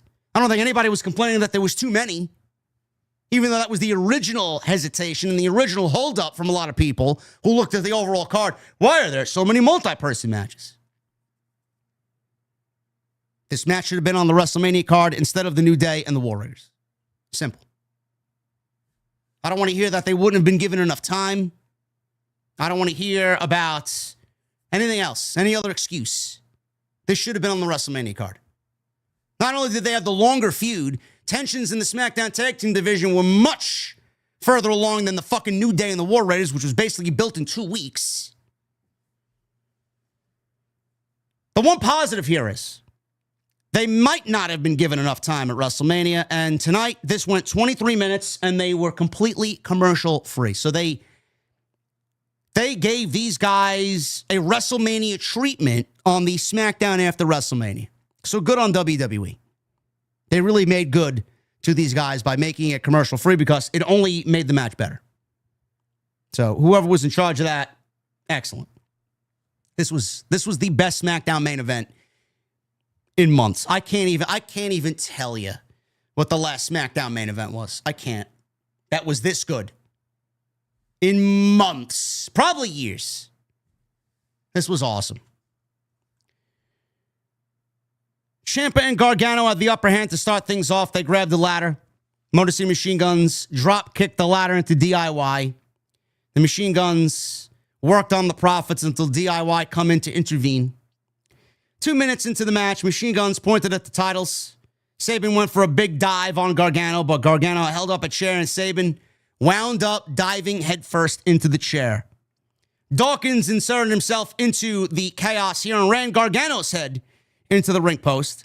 Dawkins was the first guy to set up a ladder in this match in the middle of the ring, but Sabin hopped on Dawkins' back. Shelley helped and hit a dragon screw leg whip on Dawkins' leg to get him off the ladder. The Machine Guns worked on DIY and Shelley teased climbing the ladder until Montez popped up. Dawkins returned to the ring and got the ladder out of the way to land a 360 splash on the Machine Guns. Sabin then knocked Dawkins off the top rope, and the Machine Guns went to go work on him. Sabin grabbed the chair. Shelley hit a basement dropkick to the head of Dawkins. Sabin followed with a big missile dropkick on Montez from the top rope with a chair assist for good measure. Shelley is now selling some pain in the arm, and I thought he was really hurt here, but maybe he is, or he played it off really well because Shelley's fucking great. Ciampa and Gargano rammed the ladder into Dawkins' head before Montez hits a dive over the ring post like he usually does, signature Montez, onto both teams. Montez put another ladder in the ring. Ciampa and Gargano cut Montez off. Gargano came off one ladder and hit a twisted flatliner for a big spot on Montez. Ladder to ladder, which was fucking great. Oh my goodness. Johnny Gargano with one of the best spots of the entire night. Ciampa looked like he was going to win the match. The one thing I hate about these ladder matches is guys comically reach for the belts when they're not fully climbed up the ladder, and they reach thinking that, you know, climbing three rungs on the ladder is going to be enough to grab the championships. You know, and they're the only ones up there. Like, bro, you got no one else around you for a good 10 seconds. Climb the fucking ladder and try to grab the fucking titles. Sometimes these ladder matches look so comical. So, Ciampa's up there. Dawkins all of a sudden showed up. He pulled Ciampa off the ladder. Titles were swinging back and forth. Dawkins slammed Gargano from high on the ladder. Ciampa climbed the ladder again. Sabin cuts him off. Dawkins pushed the ladder over. Ciampa got crotched, and Sabin caught the top rope with his foot to stop the momentum of himself falling off the ladder, which was pretty fucking cool. So, he returned to action. A chair was placed around Shelley's neck, and Gargano swung a chair into the chair around Shelley's neck, which looked brutal. Gargano superplexed Sabin onto a chair. DIY worked over Dawkins with both chairs. Dawkins came back and hit a twisted double-arm DDT on Gargano onto both chairs, and they were set up back-to-back with the tops of the chairs. He did the fucking move on top of the chairs. Ridiculous. Ridiculous. Profits fired up. They grabbed the table from the outside. Ciampa was on Dawkins' shoulders. Ford landed a running blockbuster from the inside onto the outside on all 6 men, and they were all down. Fort Worthless was enjoying themselves for the first time since John Cena and Randy Orton tonight. Montez then all of a sudden grabs a fan's prosthetic leg and starts beating Johnny Gargano with it. This is the Shawn Michaels Diesel spot from In Your House, Good Friends, Better Enemies. So, we got a lot of chaos now here. Ford draped a ladder outside the ring. Ciampa ran Ford into it. And there was just chaos all around the ring. There was tables and ladders set up around ringside. Dawkins was sprawled out on a table. Sabin hits a splash onto Dawkins while on the table from the top to the outside. I think they set up Skull and Bones, their finish on the table. Joe Test was going crazy. Ford set up Ciampa on a table and flipped himself onto Ciampa through a table on the outside. So a big senton through a table. Ford super kicked Ciampa on the apron as the two fought. Ciampa returned, and he hits white noise on Montez through a ladder that was draped on the outside of the ring from the apron to the barricade. We go back inside the ring. Gargano's climbing the ladder. He was cut off by Alex Shelley. Sabin and Gargano fought on the apron.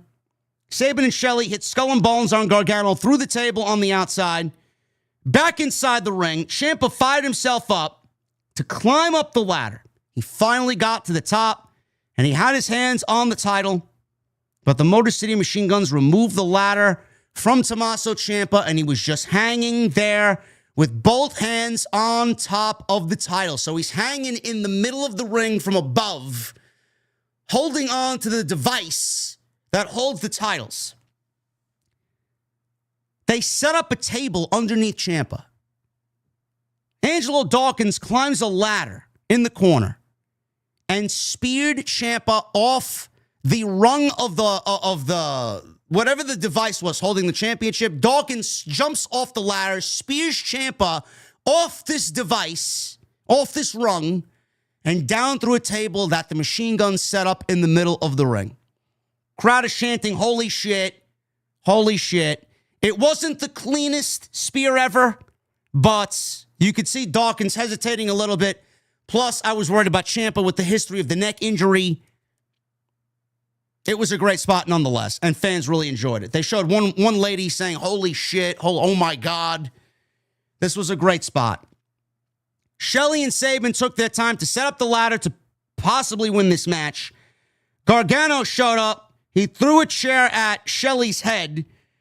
Gargano climbs the ladder, being that his partner's taken out completely. Sabin met him up top. They go back and forth. Sabin knocked Gargano off the ladder. And out of nowhere, Montez leapt onto the ladder and knocked Sabin down. Just when it looked like Montez was going to win the match, he knocked Sabin down. And Gargano is there again. He pulls Montez into the ladder. So now he's stuck inside the ladder. Gargano gives him a super kick. Sabin showed up. Ford, Gargano, and Sabin, because Montez got himself out, are battling at the top of the ladder. Montez got the best of all of them. He knocked them both down, and he unhooked the titles, and the Street Profits win what was a fantastic TLC triple threat match for the WWE Tag Team titles. Montez and Dawkins posed on top of the ladder after the match. They showed replays. They gave this enough time to breathe. The match ended at like 10:55, and they showed some replays. They went over the excitement. They let the moment breathe. They really gave these guys the moment. They gave these guys 20 minutes. They gave these guys commercial free. They ended the match with enough time for it to breathe and really feel and mean something. And then they were in the crowd and they were celebrating with the crowd, and that's the way the show went off the air. Great stuff. Great stuff. It's easy to see why this match should have been on the WrestleMania card. I mean, any fucking half-witted idiot could see that this should have been on the WrestleMania card. But it wasn't. They made a decision. Nobody knows why they made that decision. They made a decision to put this on SmackDown and put the other match on WrestleMania with the New Day and the War Raiders. But they certainly did as much as they could to make it up to them and give them a WrestleMania feel on the SmackDown After WrestleMania. Great match. One of the best main events that you'll see all year on pro wrestling television. And one of the best SmackDown main events in easy a couple of years. I can't think of anything that really resonated like that. That was awesome. This was a very good episode of SmackDown. The crowd was terrible. Fort Worth, Texas was awful. They were so lazy and so unenergetic. It was honestly a down point of the show, how quiet they were. But we got that opening segment with John Cena, Randy Orton. We got that very good tag team match with the debut of Axiom against Los Garza. Malachi, or Alistair Black, is now back in WWE. We got a new United States champion, even though it wasn't much of anything. It's still a moment.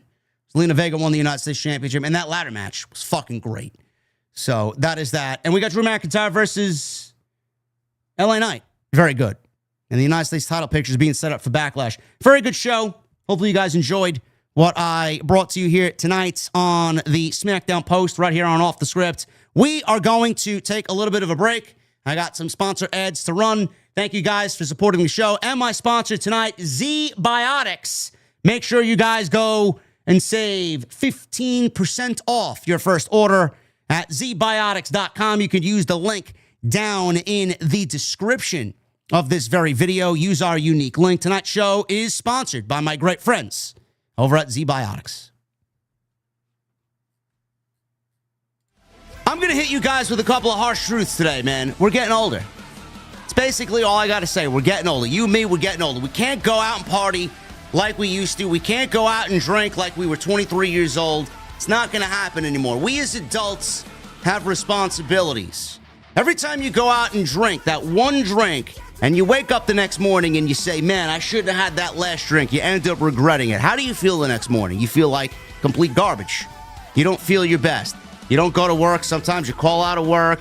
You don't go to the gym. Your gym schedule gets all messed up. Us content creators, that one video that everybody's waiting for doesn't get done. I got a surefire way for you guys to go out and have some fun and still get your work done and feel great the next morning. And it's all because of Z-Biotics pre-alcohol probiotic drink. You drink responsibly, you keep hydrated, you pop one of these before any of that happens, and you're going to be good to go, man. Your nights are going to be great, and your next day is going to be even greater. Z-Biotics pre-alcohol probiotic drink is the world's first genetically engineered probiotic. It was invented by PhD scientists to tackle rough mornings after drinking. And how it works, guys, is very simple. When you drink, alcohol gets converted into a toxic byproduct in the gut.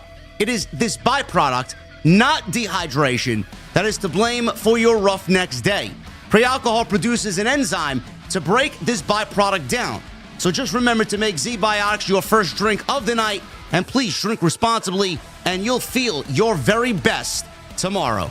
So if you guys want to have yourself a couple of cold adult beverages and feel your very best tomorrow morning, make sure you choose Z-Biotics. That's zbiotics.com. Use our unique link. I even pinned it at the top of the comment section down below and in the description of this very video. Make sure you use that to guide you where you guys need to be. 15% off your first order at checkout. And Z-Biotics will even offer you a 100% money-back guarantee. If you're not satisfied for any reason, they'll refund you your money, no questions asked. Once again, that's zbiotics.com. Use our unique link down below. And I want to thank them for once again sponsoring the podcast right here on Off the Script.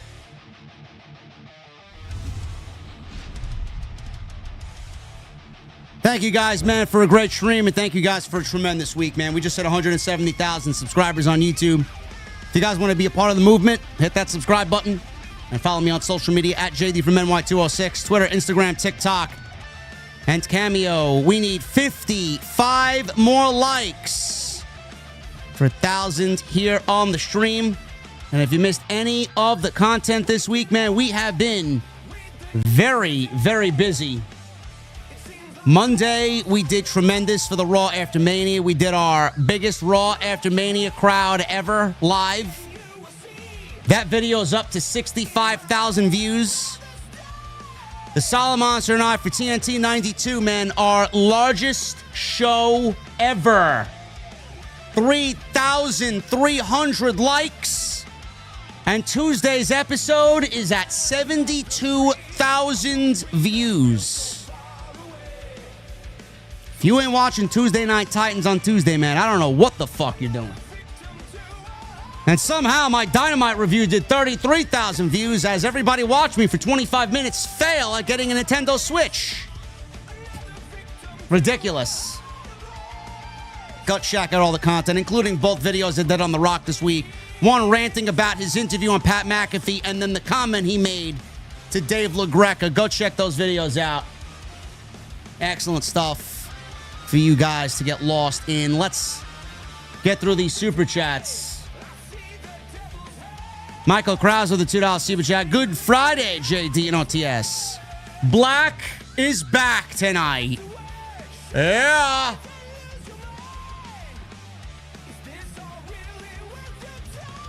Also, Michael Krause asked, did I get my Switch? No. Hopefully some rest? No. Michael, no. And he says, have a great weekend, everyone. Let's go. Triple M, are they still up there? Probably not, right? I didn't even think of Newegg, man. Fuck. I didn't think of Newegg. It's probably not there anymore, right? Let's see. Like, who thinks of Newegg, you know? Nah, it's not there no more. Why would it be? Who knows when they're going to go back on sale, man? I'll get one June 5th when they come out. Hopefully one of these retailers restock, you know? Hardcore Kevin with the $2 super chat. JD, what will you do when you hit 1 million subs? I'm not going to hit 1 million subs, Hardcore Kevin. We're not that type of channel. We're not. Catlight with a new membership. Thank you, Catlight. Emmanuel with a 5. Congrats on 170K, JD. Cheers to you and all the OTS family. Thank you, Emmanuel.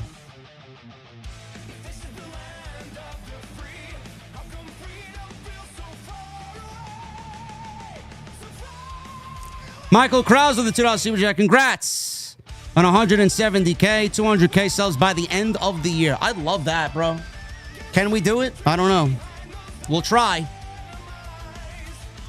Sidro with a 5. My girlfriend set fire to all her outstanding bills. Her name is Bernadette. I knew a Bernadette.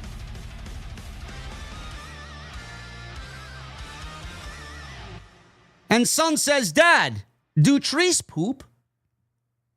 Me, of course. It's how we get number 2 pencils. Also, Sidro with a $5 super chat. The Crow says, excuse me, ma'am, would you like to donate to my charity? The lady says, maybe. What's it called? The Crow replies, caw. It's for good cause. Oh my fucking goodness, man. You gotta be fucking kidding me. That's a good one. You know what, Sidro? That one will get a little round of applause.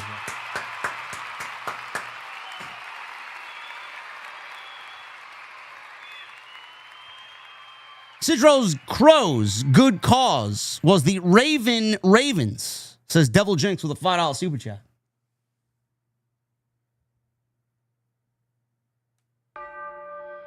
Fox with a 99-cent super chat. I don't know what this is. Is this a money emoji? What is this? A puke emoji. Okay. Fox must be an AEW sicko who is upset that Mariah May is going to join WWE. I'm sorry, bro. Jay Everington with a 2. I can't wait to see the Cena Punk promo battle. It's gonna be good. Like the cool kids say, man, it's gonna feed families. Hardcore, who's this? Hardy Punk with a 2. H2 Rock I do things you never could. Well, never be equal. Joey Taylor with a $5 super chat. JD, you might be a Tiffany Stratton fan, but I prefer Io Sky. I'm happy Alistair Black is back. The TLC match of the night. SmackDown 6 out of 10. Bro, I don't care who you prefer, man. I don't care if you prefer Io. Do you look at Tiffany Stratton and have a problem? Plus she's a metalhead, man. It's like...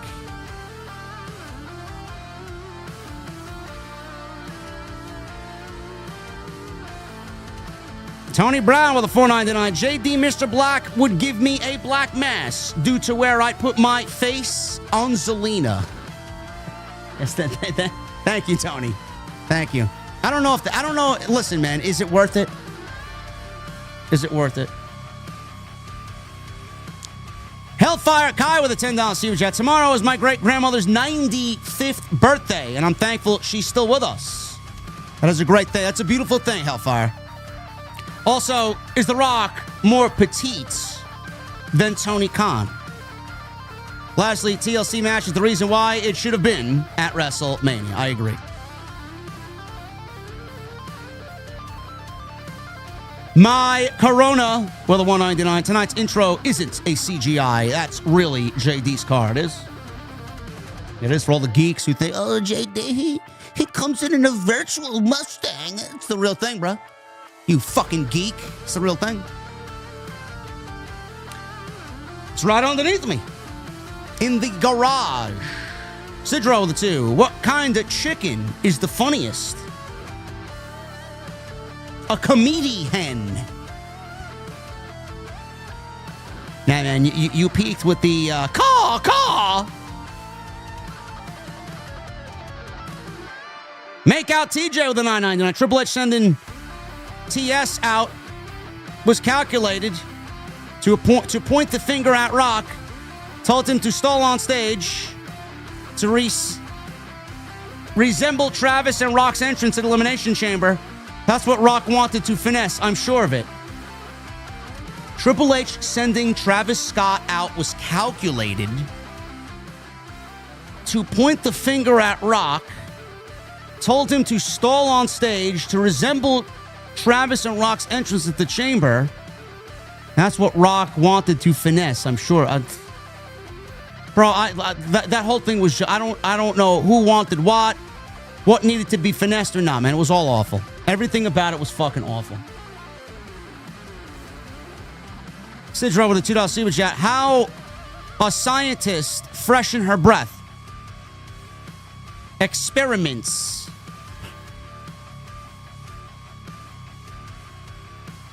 Listen, bro. Still haven't topped the call. Make out TJ with a $9.99. Cody dethrones Cena. How does he stay babyface? There's no chance in hell. People are going to cheer Cody that late in the game for taking the belt off John Cena with these dates counting down? That's a good point. We'll see what happens. Well, Rock wants Cody to turn heel. He may get his wish. Edward Lou with a $4.99. Of all the travesties during WrestleMania season, Tommaso Ciampa's epic beard is gone. Why? I felt so empty and hollow inside. Yeah, I much prefer him with a gray beard. He looks older without the beard.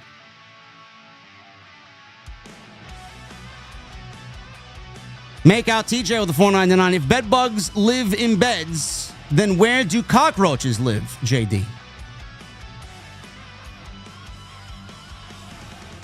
Where do cockroaches live? Make out TJ. I'm sure they're underneath Kate from Fightful's bed. Probably a mess underneath there, bro. Toya ain't nice with the $2 super chat. This super chat is a work. Yes, everything's a work, Toya. Everything's a work. Sidro with the $2 super chat. Visually, Ciampa looked like Ricky. Jobber 1. He did look like a jobber, but he's not a jobber.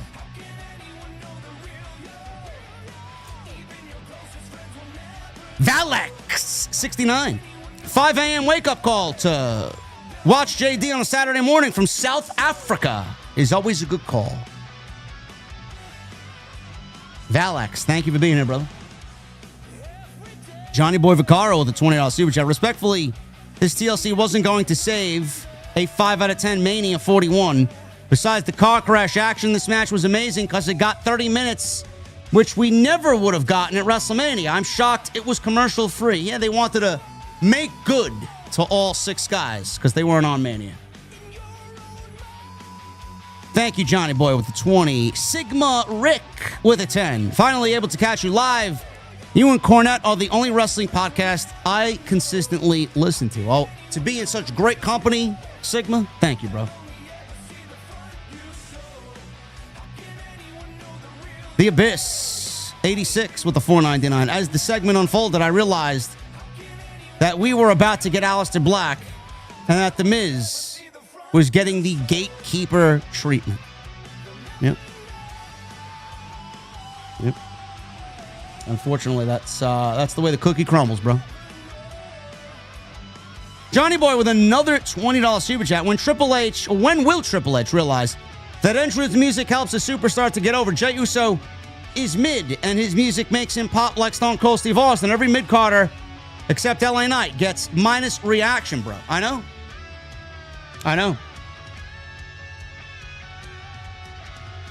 Jacob Fatu starting to get over with his music. You know when he's coming out.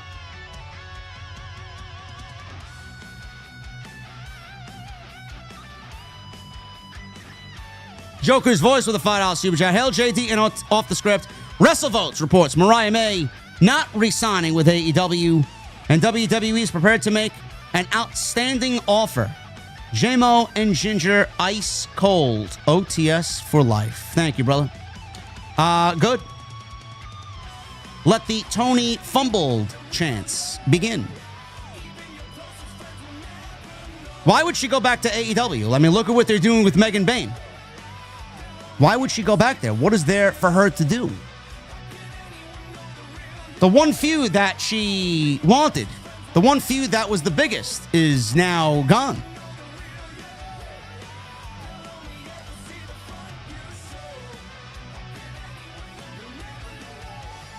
Josh Herman with a $4.99. So instead of getting Alexa Bliss and the Wyatts, they thought it was a great idea to redo Nia and Tiffany. Triple H just hitting it out of the park. So dumb. Bro, Alexa Bliss rumored to be the leader of the Wyatt Six. Give it some time, bro. When it hits, all your criticisms are going to go away. Just like they usually do.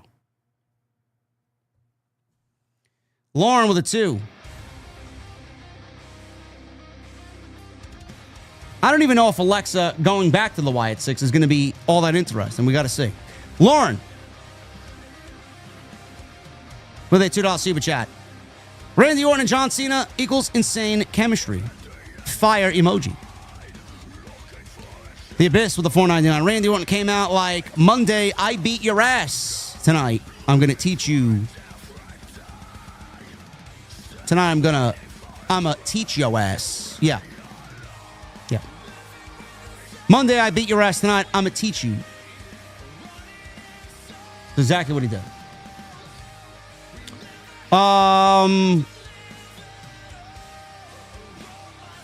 Who am I missing? Am I missing anybody? YouTube keeps crashing on me, man.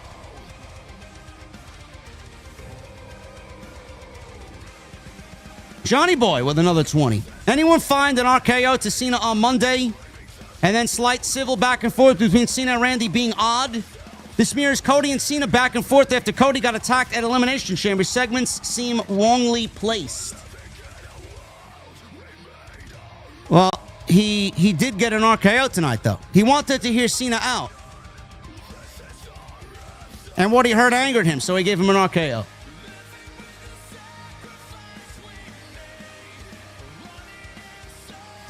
South African wrestling fan.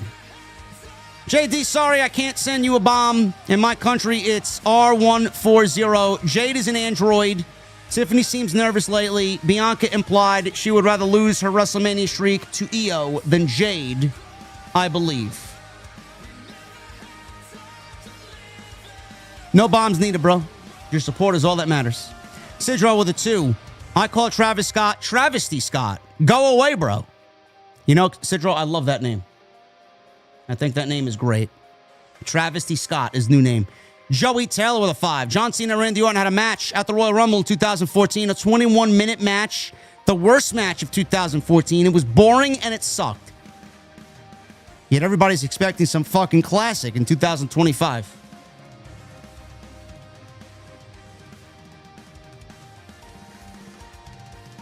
Ali with a 5. JD, I have a feeling that if Travis Scott does come out, I swear to God, Randy Orton better punt kick him in the head. You know, there's a rumor that John Cena and Travis Scott will be tag team partners against Cody Rhodes and Bad Bunny. I could envision this taking place in June at the Night of Champions in Saudi Arabia. Imagine that. Johnny Boy with a 5 and a 5. Separate Los Garza to make 2 new tag teams. Angel and Santos, Andrade and Berto. Also, Johnny Boy, Charlotte and Jade tag team as the Abomination. Charlotte can wrestle 90% and treat Jade like the sidekick she is. No, on both, Johnny Boy. No, on both. Lewis with a 3 months. Good evening. Watch every single week for 3 months. JD is best for business. Thank you, Lewis. Appreciate you, bro. Hollywood Guy with a 5. Could they have Nia Jax take that belt from Tiffany only for Nia to lose it to Charlotte just to get Charlotte the title? Who would be the babyface?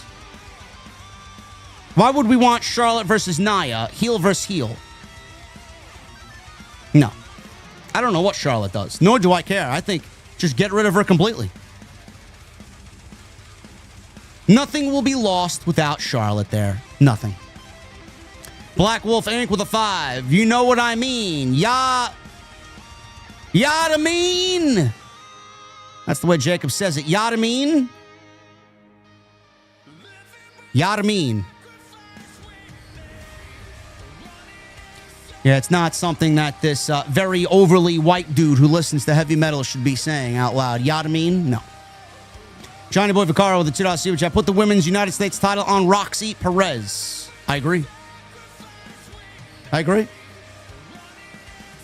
Caden Crawford with a $4.99. Alexa, Naomi, Meechin, Candice, Chelsea, Piper, Jade, Alba, Caden, Katana, Beat Fab. That's the mid-card roster from SmackDown. That's pretty bad. It's pretty bad. Hardy Punk with the 2. JD asks for customer service confirmation. Yada mean? Yeah. Yeah, next time I call Sleep Number. Yada mean? Worst customer service in the history, by the way, Sleep Number.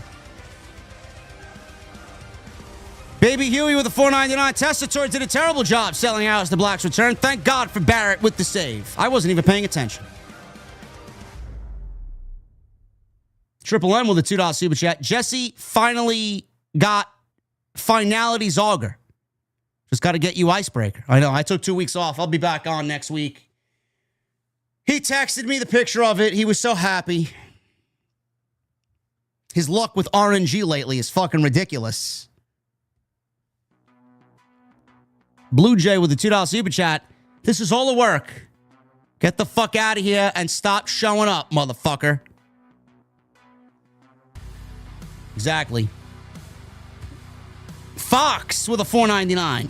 I missed the damn stream. Got to start it over. Today's my birthday.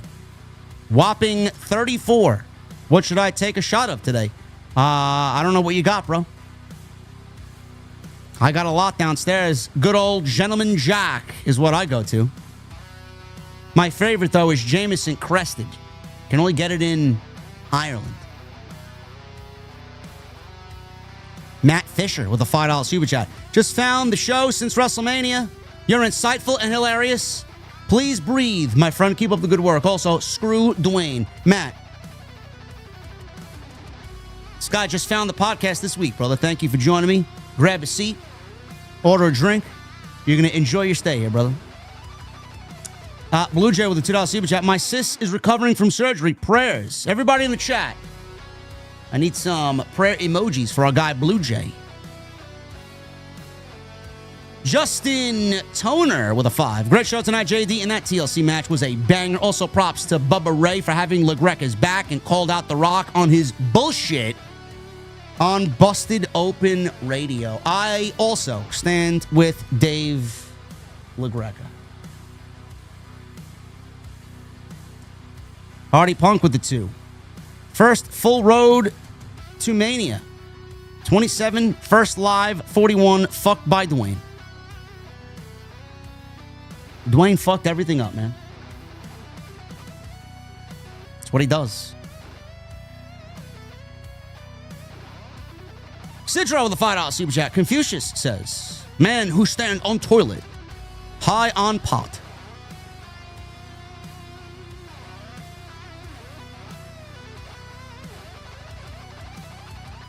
Confucius would be correct, Sidro.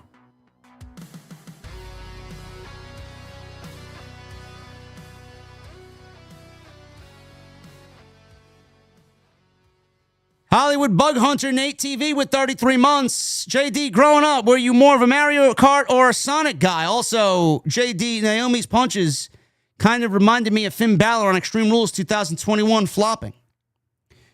I am more of a Mario guy, Hollywood Bug Hunter Nate TV. I was never a big Sonic guy. Mario all the way. It's me, Mario. Abyss with a 199. When is the debut of JD El Cero Miedo? We may have to wait till the AAA WWE show in June. That would be a great way to reintroduce everybody to JD Jr. I got the mask. It's behind me, hanging up on the wall. Matt Fisher with a 10. A man goes and cuts a hole in the ice and sits down to fish. A voice says, there's no fish under the ice. The man asks if it's God. No, it's the owner of the ice rink. Matt, thank you for finding the stream, bro. We really appreciate you. Thank you for the $10. I'm gonna leave you some friendly advice, bro. Leave the jokes to Sidro. Leave them to Sidro. Alexander G. Stephanie Vaquer blows my mind every time. She is a goddess.